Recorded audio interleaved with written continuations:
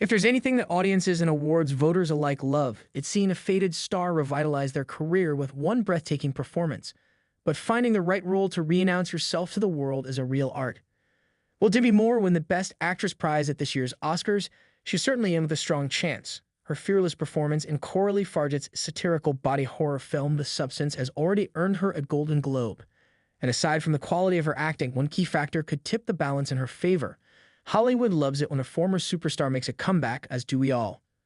Hardcore fans of particular actors feel vindicated when they come back into fashion, says Anna Smith, a film critic and the host of the Girls on Film podcast, and more casual fans may still have a certain nostalgic affection for the people they watched on screen when they were younger, all the more so if they starred in mainstream films.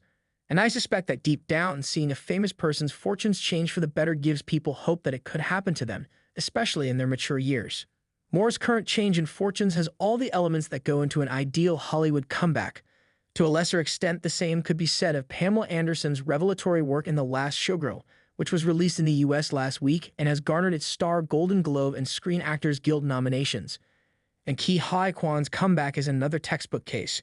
After abandoning acting for 20 years, the one-time child star won a Best Supporting Actor Oscar for Everything Everywhere All at Once in 2023, and now has his first ever starring vehicle, Love Hurts, in cinemas in February.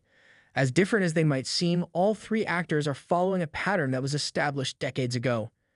The perfect Hollywood comeback is a carefully orchestrated symphony of narrative parallels and zeitgeist timing, says Mark Borkowski, a PR expert and the author of The Famed Formula, how Hollywood's fixers, fakers, and star makers created the celebrity industry. A sideline star, like Demi Moore, must step into a role that mirrors their off-screen arc. Add a dash of auteur credibility and just enough edge to provoke chatter, and you've got the formula for an A-list resurrection. What great comebacks need? As Borkowski says, the first essential ingredient is an inspiring behind-the-scenes redemption story. This Friday marks another major Hollywood comeback. With the release of Cameron Diaz's first film in over 10 years, Netflix is back in action after announcing her retirement in 2018. However, when she left the business, she was still riding high as an A-lister, so her return doesn't make for a particularly emotional one, particularly when the comeback film in question is a big-budget action comedy, which sounds like something she could do in her sleep. It's mildly intriguing, but nothing more. By contrast, Moore's comeback feels like a timeless fable. She hadn't starred in a mainstream hit since the 1990s, and in her acceptance speech at the Golden Globes, she talked about how her confidence had been knocked by a producer labeling her a popcorn actress. She was, she said, at kind of a low point. But The Substance proved to herself and everyone else that she had more to give. That's the kind of beating the odds, overcoming the obstacles arc that Hollywood can get behind.